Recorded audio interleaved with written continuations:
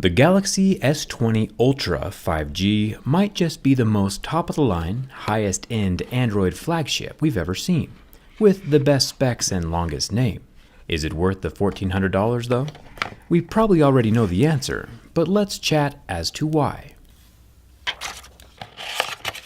Inside the box we get the USB-C to USB-C charger, some USB-C corded headphones, and a clear protected case. Gotta love free protection. Let's get started.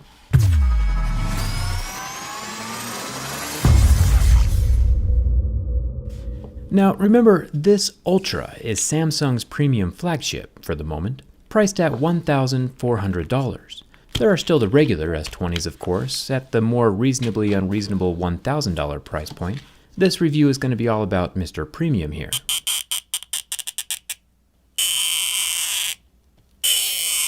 Samsung seems to be really liking the soft screens these days. Luckily, when I peel off this screen protector, the display underneath doesn't die, like we saw on the Galaxy Z Flip. Let's see if Samsung remembers how real glass is supposed to act. We'll take a look at the large camera bump in just a second. I've personally been using a Samsung phone for the past 4 years or so as my daily device, so I am a pretty big fan of the phones that Samsung makes. Usually. As long as the advertising is pretty close to what gets delivered, and we aren't robbed at the checkout, I'm pretty easy to please. With the S20 Ultra, we start seeing scratches at a level 6, with deeper grooves at a level 7. It's nice to see glass again. This phone will be able to handle everyday objects and fingernails without getting scratched or dinged up. My razor blade does no damage to the top 40 megapixel selfie camera. The earpiece is up here as well in its super thin slit. There's no speaker grill to scratch or get damaged. I'm a fan of this flatter screen design as well. If the phone ever gets dropped, the frame is going to be what gets hit instead of the glass, which is good, because glass is glass and glass breaks. Metal, however, might scratch but won't shatter. The power button and volume button are made from metal and can still be removed. I don't recommend stealing other people's phone buttons, but if being a terrible human is your thing, the option is available. There are no buttons on the left side of the device, nor on the top, but there is a SIM and SD card tray. Thumbs up to Samsung for keeping the expandable memory alive. This guy can hold an additional 1 terabyte of storage with a normal micro SD card. This slot helps future-proof the phone, which is pretty important considering that $1,400 starting price point, and how long you're going to have to keep using it to pay it off. The bottom of the phone has a little clear plastic protector to keep it from rubbing inside the box. The bottom stereo speaker and USB-C port are down here as well. There is no headphone jack. Let's take a look for a second at the main selling point of this S20 Ultra, and that's the camera. This boy is thick. For people outside the United States, the rise is about 2.4 millimeters tall. For people inside the United States, it's a bit thicker than a quarter, yet also still pokes out above a toothpick. The hump is a decent-sized fraction of a fruit snack, and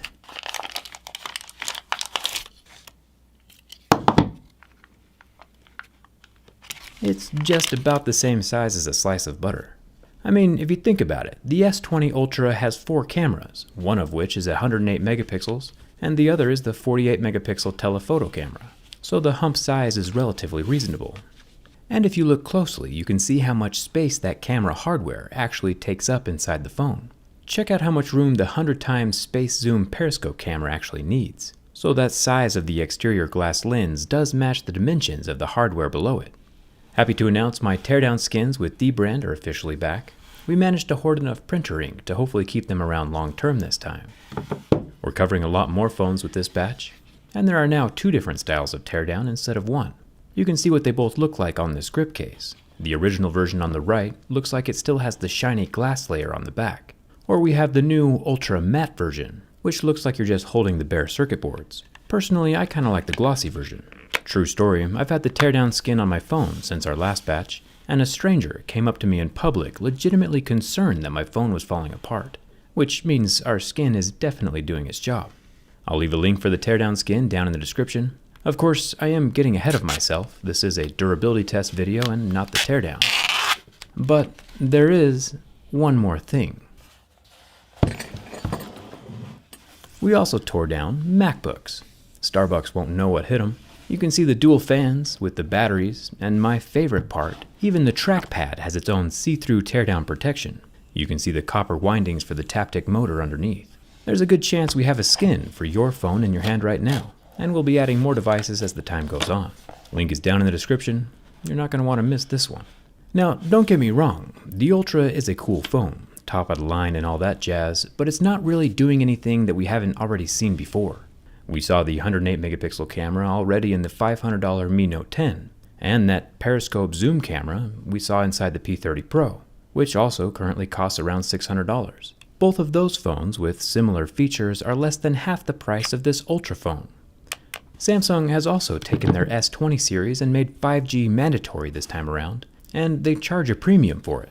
5G coverage still isn't even a thing yet for half of the United States, and the millimeter wave, the super high-speed portion of 5G, is currently covering basically nobody. The 5G phones are still very premature, and paying a few $100s out of your own pocket to sponsor futuristic 5G tech you can't utilize is very much not worth it here in 2020. Unless, of course, you do live in a large city and know for sure that the millimeter wave 5G system is right outside your window. Basically, the $1,400 Galaxy S20 Ultra is made up of components that we can find in other phones that cost half the price, and includes a 5G system that most people can never use. Sometimes verbal burns hurt the most. The 1440p AMOLED display lasted about 30 seconds under the heat from my lighter, and did eventually recover. The screen is also capable of 120 Hz refresh rate at 1080p. We first saw this tech on the ROG Phone 2 that's currently selling for $500 to $600 on eBay. Just another reason why this phone shouldn't be costing $1,400. The S20 Ultra is using the underscreen ultrasonic fingerprint scanner we saw debuted last year on the S10. I'll set my fingerprint first before adding some level 7 deeper grooves to the screen. And even with this additional artwork, my phone was able to sense and read my fingerprint every single time. The ultrasonic fingerprint scanners are safe from scratches. I tried bumping up my exposure so we could get a look at the transparent pixels that surround the rectangular fingerprint scanner inside of the phone, but it looks like we'll just have to wait until the next video to see how big it is. The rectangle is still currently invisible. Samsung hit it well. Finally, it's time for the bin test. Honestly, with how rock hard and rigid Samsung phones usually are, I was surprised that this thick phone had a little bit of give to it. It's the subtlest of sways, of course, probably due to the length of the phone and its 6.9-inch screen. The S20 Ultra does survive my durability test, however.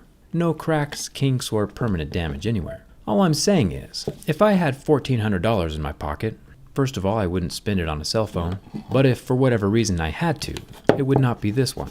The S20 Ultra is a Frankenstein conglomerate of parts found in many other much cheaper phones, and it doesn't bring anything new to the table. If I wanted a top-of-the-line phone that screamed 2020, I would get the Galaxy Z Flip. Even with its fragile screen, its futuristic design and form factor warrant the $1,400 price point, way better than this S20 Ultra does. Either way, everyone is different, but the one place you can't go wrong is with a teardown skin. Link is in the description. Let me know what you think. Tell me your thoughts on the S20 Ultra down in the comments, and come hang out with me on Instagram and Twitter. Thanks a ton for watching. I'll see you around.